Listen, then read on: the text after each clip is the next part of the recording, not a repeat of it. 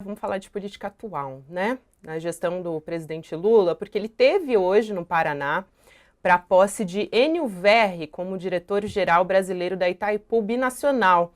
E durante o evento, Lula voltou a defender que o Brasil compartilhe recursos com os países da América do Sul. A gente tem esse trecho, vamos ouvir. Fazer com que os países da América do Sul todos compreendam a necessidade de nós termos paz, tranquilidade, porque somente com paz e tranquilidade e com muito exercício de democracia é que a gente vai garantir que o nosso continente deixe de ser uma região pobre ou uma região em desenvolvimento. Nós temos o direito de crescer e nós temos o direito de distribuir esse crescimento com a população. A agenda de Lula em Foz do Iguaçu não contemplou o ex-governador e ex-senador Roberto Requião, que é o principal nome do palanque do Paraná na eleição do ano passado, que foi o principal nome. E para conversar sobre esse assunto e também outros da nossa política, eu recebo agora o ex-governador Roberto Requião e o colunista Chico Alves, claro, continua aqui junto comigo nessa entrevista. Governador, boa tarde, aliás, boa noite já para o senhor. Seja bem-vindo aqui ao All News. A gente está ativando o áudio aqui para poder ouvir o governador. Havia um probleminha no computador. Um prazer bater um papo com vocês. Olha, gostei muito desse trecho da conversa do Lula que vocês puseram aí. O Paraguai, esses países todos têm limite conosco e é uma ilusão pensar que nós poderíamos progredir com fronteiras tomadas pela miserabilidade. Está correta a visão e o pronunciamento do presidente. Agora, quero saber do senhor, governador, o presidente foi para o Paraná, para a posse do novo chefe de Itaipu, né, que era o deputado federal Enio Verri. Houve algum atrito com o senhor? O senhor chegou a postar aqui no Twitter, até não sei se a nossa equipe tem aqui para a gente poder mostrar para quem está nos acompanhando, mas eu posso ler aqui também. O senhor disse o seguinte: finalizada a cerimônia de posse do diretor brasileiro da Itaipu Binacional, assisti na íntegra com um olhar isento, atento e analítico. Para além disso, concluí: há algo estranho no PT do Paraná. Muito estranho, para não usar outra palavra, o tempo dirá. Aí o tweet a nossa equipe colocou aqui na tela. E aí eu queria que o senhor explicasse um pouco melhor o que o senhor quis dizer aqui com algo estranho no PT do Paraná. Na verdade, é um erro no Twitter. Eu fiz um retweeter de um ex-presidente do PT do Paraná, que é o Valdo Cavalier. Esse Twitter é dele. Eu tuitei e provavelmente não saiu a autoria dele. Mas eu acho estranho isso tudo. Você lembra na campanha? Eu fui cantar prosa e verso como grande senador da República, apoiador, e fiz aquilo tudo por ideologia, porque acreditava que era o caminho necessário, apoiar o Lula e derrotar aquele liberalismo selvagem do Guedes com o Bolsonaro, que era um instrumento disso, que prejudicava o Brasil. Mas eu não mudei. Eu tenho a impressão que alguma coisa mudou nessa composição de governo, porque comigo nunca mais falaram. Falaram o quê? Eu tenho, evidentemente, algumas ideias a respeito do Brasil, das nossas relações com outros países. Eu fui presidente do Parlamento Europeu Latino-Americano, com sede em Bruxelas, por 2 anos. Eu fui presidente da seção brasileira e da seção do Parlatino e do Parlasul também. Fui governador 3 vezes do estado do Paraná, senador 2 vezes. Mas não conversaram mais comigo. Talvez porque a minha visão nacionalista e progressista não caiba com facilidade dentro deste acordo do Frentão que está sendo montado, que eu acho, pessoalmente, que é um erro. Governador, o senhor acha, em outras entrevistas, eu vi o senhor criticando essa aceitação do governo para algumas premissas da Frente Ampla que não eram antes contempladas pelo PT. O senhor acha que há uma outra forma de governar o PT e os partidos de esquerda? Tem uma outra forma de governar, de dar governabilidade a gestão, que não seja mudando um pouco, flexibilizando um pouco algumas visões que antes não tinham, já que o arco de partidos que apoiaram, como o senhor mesmo fala, é grande, é enorme. Então, é possível ficar tão rígido dentro de algumas premissas que o PT tem e outros partidos não têm, da Frente Ampla? Chico, eu fui governador do Paraná 3 vezes. Eu sou um cara progressista, eu não sou da direita. Eu governava com propostas políticas. Eu chamo a atenção para propostas que, do meu ponto de vista, são aristotélicas. Ato eficiente e ato meio, Chico. Sem a temeridade da esquerdização nem a covardia da aliança com a extrema-direita e com o capital financeiro. Então, o que eu acho é que fica muito complicado fazer um governo sem um programa de governo. Eu não quero um governo temerário que seja insustentável nas atuais condições do Brasil, mas tem que haver um programa. Por exemplo, eleição do Pacheco e do Lira. Não me incomoda que eles sejam presidentes da Câmara e do Senado. Não me causa espanto nenhum, mas eles deveriam ter aderido a um projeto moderado, sustentável, razoável, mas não, foi uma aquisição de mandato. Cargo aqui, cargo ali, ministério aqui, cargo acolá. E daí o que aconteceu?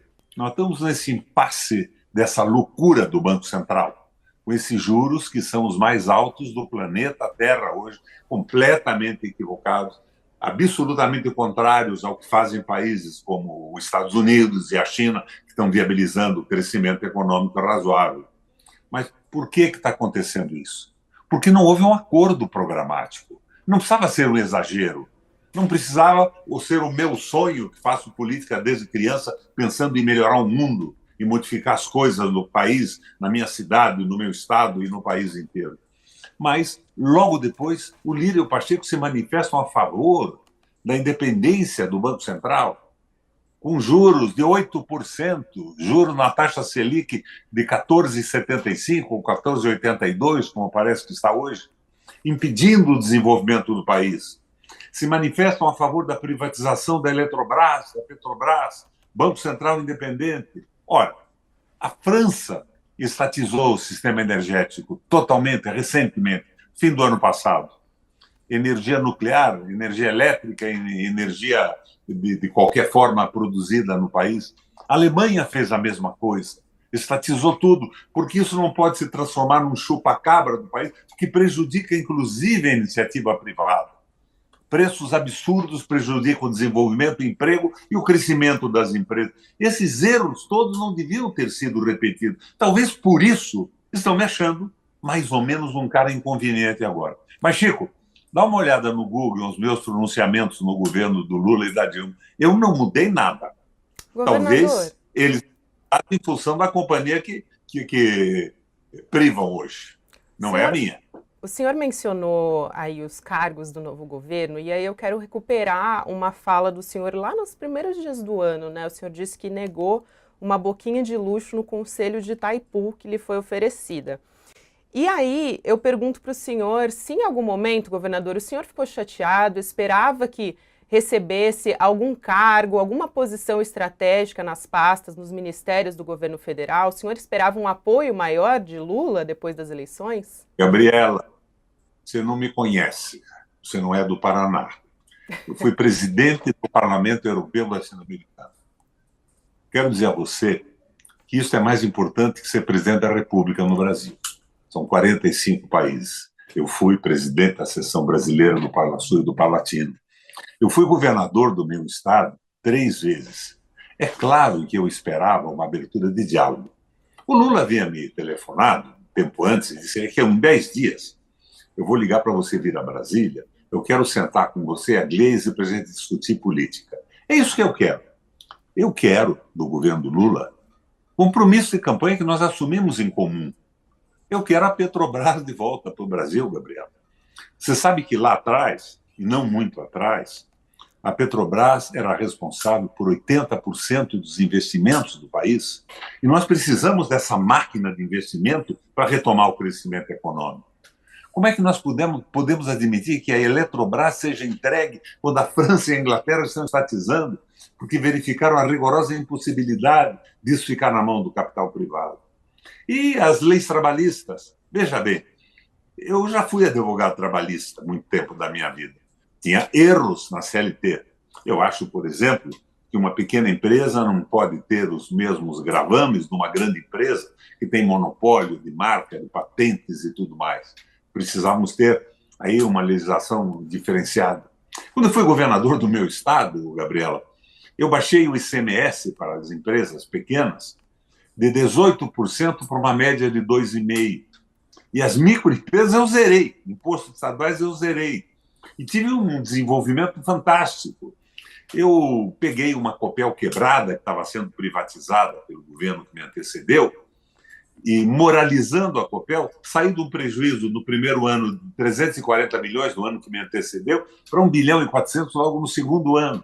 E com aquela crise toda do Lehman Brothers e aquilo tudo, nós tivemos a tarifa de energia elétrica mais baixa do Brasil, mantendo um extraordinário nível de emprego, com carteira assinada e tudo mais. Então, eu tenho alguma experiência nisso. E se me achavam tão fantástico antes, por que não querem conversar comigo mais? Governador, com essa experiência toda que o senhor acabou de dar um pequeno resumo, aí, uma pequena amostra, qual foi a última vez que o presidente Lula falou com o senhor, ligou para o senhor para pedir alguma sugestão ou para trocar alguma ideia sobre política, que era isso que o senhor esperava?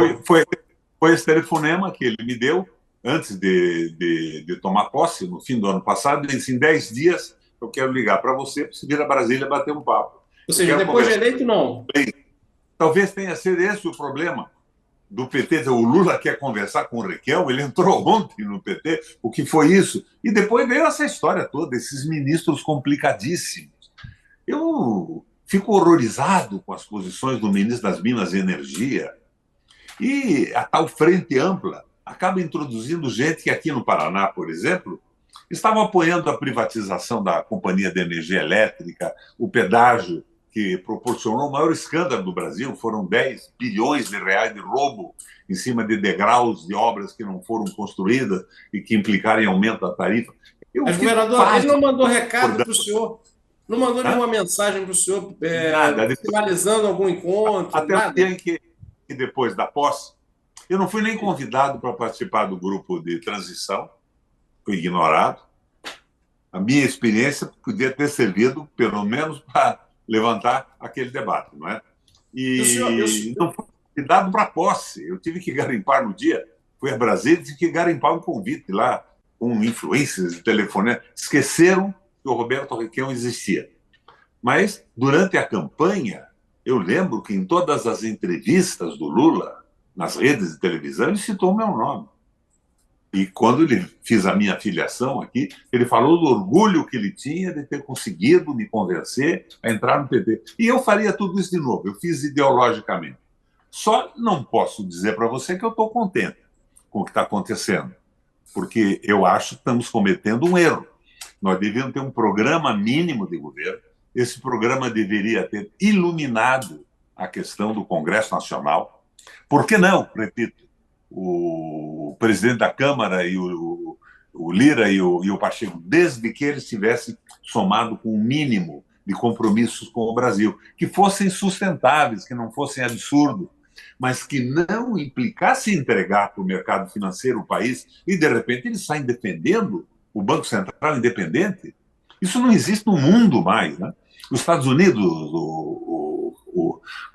ele pratica o orçamento funcional, está emitindo moeda.